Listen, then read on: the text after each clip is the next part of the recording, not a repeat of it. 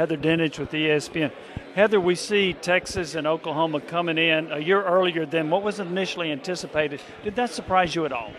No, it didn't surprise me. I've heard Big 12 Commissioner Brett Yormark say at Big 12 Media Days the year prior, I want to say, that if they could find a way to happen and make all parties happy, they would do that. Yormark talked last week at Big 12 Media Days about how he was happy that they were able to do that. So, no, it didn't necessarily surprise me. I think I was more surprised by the fact that they decided to stay at 8 games, even with them coming into it, instead of going to 9. What did you think of that? Well, as a fan of college football, personally, I just wanted to see them play more of those games in conference. I think they'll get there eventually, but to me, when you're such a big league, in order to best determine who your conference champion is, the most logical scenario is to play as many conference opponents as you possibly can. And I understand that they had reasons why they did, and like I said, I think they'll get there eventually, but just as a fan of college football, I want to see the best games and the most conference games. I know we've known for a while that Oklahoma and Texas were joining the SEC. This is the last year. Do you think it'll be more awkward for Texas and Oklahoma their last year in the Big 12? I think, and in talking to Mike Gundy at Oklahoma State, he really wants to beat Oklahoma this year, and that could probably be the last Bedlam game we'll see for a while. I won't say forever. I don't want to say it's awkward, but I think, you know how it is, like they're on their way out, people are going to be gunning for them, and Texas is a heavy favorite this year in the Big 12. They should be very good. I think there's a lot of pressure on Steve Sarkisian to win. Do you agree with Texas being a heavy favorite? I do, because you look across the rest of the league, and I think K-State deserves a lot of credit. They should be good as well. I think Texas Tech is a team not many people are talking about, but could be a sneaky good team this year. They've got a lot of boosters pouring a lot of money into that program and really putting their money where their mouth is. So I don't know. It'll be interesting. But I think of all the teams, Texas is the most equipped talent-wise to really finally make a statement. In a couple of years, we go to a 12-team college football playoff. Did you think it would land at 8 or 16, or did you think 12 was the right number? I thought 12 was the right number. Having covered that so extensively, I never really heard true significant support for anything but that number. And the reason why is because the 4 people who put it together, Jack Swarbrick, Craig Thompson, Bob Bowlesby, Greg Sankey, spent a lot of time putting it together. So when they presented it to the other commissioners and university presidents, they had a lot of answers for a lot of the questions. And in that regard, it gives everybody who's a conference champion, the 6 highest ranked conference champions, a spot in the postseason. And I think that's what it was all about, access.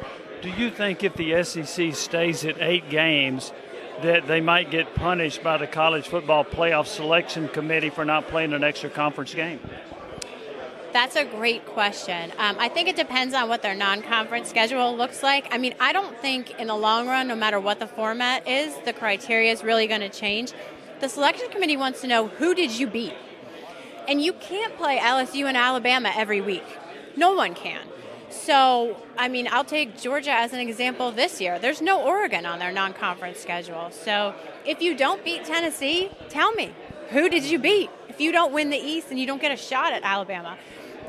So I think 8 or 9 games, I don't think that matters as much as who those opponents are who fill those slots. Because you could play 9 conference games and you could be playing Vanderbilt, with all due respect to Vanderbilt. I mean, you know, not like I said, not everybody is the biggest and the baddest. Are you looking forward to 4 schools hosting college football playoff games? Do you think that's going to be an exciting environment? I think it's going to be exciting and extremely helpful for fans, because if you're a fan of one of these college football playoff teams, how many games are you going to? Where are you traveling? So if you're a diehard Alabama fan, are you going to the SEC championship game? You're going to go to the first round game? Well, they're going to have a bye if they're one of the 4 highest ranked teams. Then what are you going to go? Quarterfinal? But so how much money are you going to spend to watch Alabama win a national championship is my point. So to have one game at home, if you're a fan of one of those teams, is going to be helpful. It's going to be gate money for the school, and it'll be interesting to see how that plays out. One more question. What are the chances of Georgia three-peating as a national champion? Well, there's a reason nobody's done it since the 1930s because it's really hard to do. I'll pick Georgia to win the SEC right now on paper, but I'll pick the field when it comes to the national championship. We talked about Texas. What about Ohio State, USC, Penn State, Michigan? There's a lot of other teams out there. Alabama, LSU. I mean, the list goes on. They could lose at Tennessee. So I think that they can absolutely do it. Kirby Smart said he's not going to use it as motivation, but he's excited about the idea of it.